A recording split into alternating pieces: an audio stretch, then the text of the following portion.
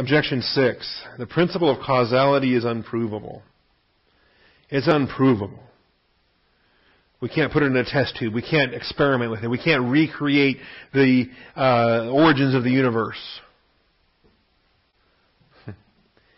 Since all forms of the cosmological argument depend on the principle of causality, then the cosmological argument would fail if the principle of causality were not sound. So if you can disprove that, if you're going to have causality as a part of your argumentation, then we can destroy your argument if we can destroy causality. All right. But weakness to that. Okay? Atomism. Epistemological atomism. That all empirical impressions are entirely loose and separate. Not the case. The idea of necessity, a necessary being. The answer to this objection is detailed here. I like, he says, what's more, human self emphatically denied that things don't have a cause for their existence. Different elements there. Anyway, again, I don't want to use this hour just to reread everything to you that you've already read. I want to be able to expand on some things. If there was objections to certain approaches, or if there was maybe some disagreements with some of these things. Like I said, this could actually be a pretty simple Sunday night for us as we wrap up the introduction to systematic theology. Have I touched on anything yet? No? All right. Objection 7. Cosmological argument commits the post hoc fallacy. And again, I think some of these are just desperate. Some of these are just folks that are trying to find any way to justify their godless life. So they say, well, your argument is weak. Your argument falls short. You're committing this fallacy. Okay, well, in all honesty, fine. Show me where the logic's wrong. Okay, I don't want to try to convince you of something in an improper way. But if it's not legitimate, if my logic is right, well then quit complaining that it's not. All right, because I think your logic has some issues. Let's talk about that. All right. David Hume argued that we cannot be sure which effects have which causes, since the post hoc fallacy is always possible. That is, it doesn't follow logically that something happens because of something else. In other words, we got a billion different effects over here. How do we know which causes lined up with which effects? There's no way we can possibly know. We'd have to be God ourselves to understand the totality of every cause for every effect. Okay? What does that remind you of? I mean, it's almost like throwing your hands up in despair and saying, what is truth? How can we possibly know? Okay, well, wait a minute. Maybe it's not so hopeless. Maybe we can keep it simple. Maybe we can just go ahead and boil it down. I don't have to explain everything to know that there is an explanation for something. All right? And the origin of the universe, the cause of existence, particularly when it's been revealed in Scripture. All right? In any event. Sure. We can grant this. It's not a problem. Sometimes difficult empirically, if not practically, to determine which cause is responsible for which effect.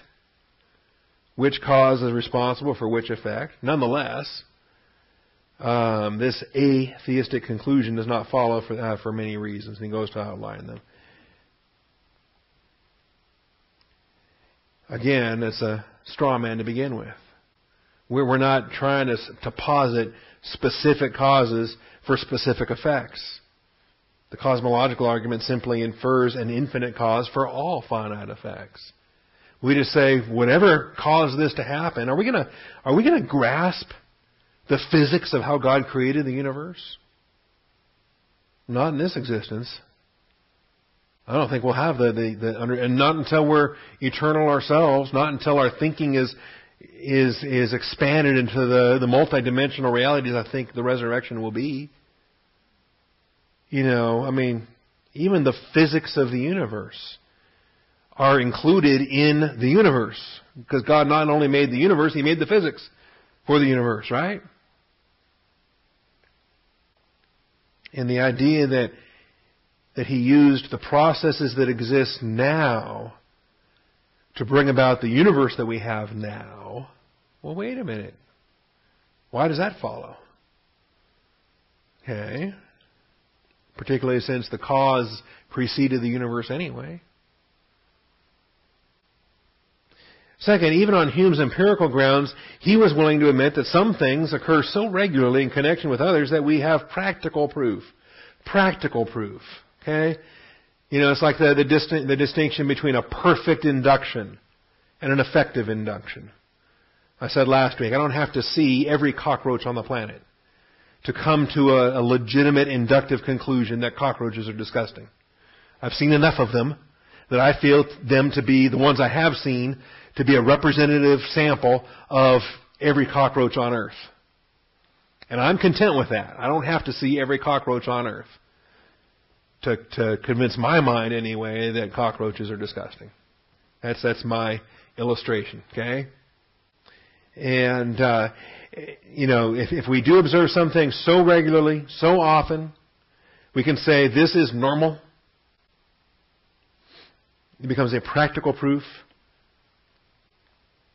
We know that only intelligent causes regularly and repeatedly produce specified complexity. All right. If it happens once, you can say, okay, that was random chance. But if we see it repeated, and we see it repeated, and we see it repeated, and we see that this is the normal routine for this, then we say that's not accident, that's not random, that's not chance. Okay? Like when the audio guy in Red October filters through that sound and it comes up with that repeated noise, and he says that's got to be man-made.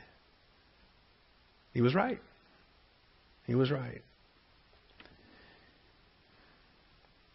And I find it interesting, the standard that they're using, this SETI experiment, right, the search for extraterrestrial intelligence, and they've got these massive antennas just sweeping the galaxies, trying to find radio transmissions from beyond, right? Any planet, anywhere, any message. And the standard of what they're willing to accept is so low.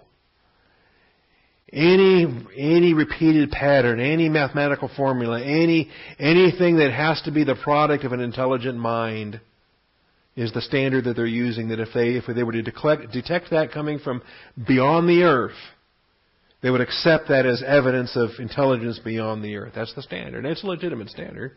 I'm not mocking their standard. I just wish that they would apply that standard to creation itself. And say the very standard multiplied exponentially is already evidence. You want code, you want repeated patterns. Again, we keep talking about DNA tonight. How about that? And you don't need a multi-billion-dollar antenna sweeping the galaxy for that. Each one of us has it ourselves everywhere we go. An indication of intelligence. All right.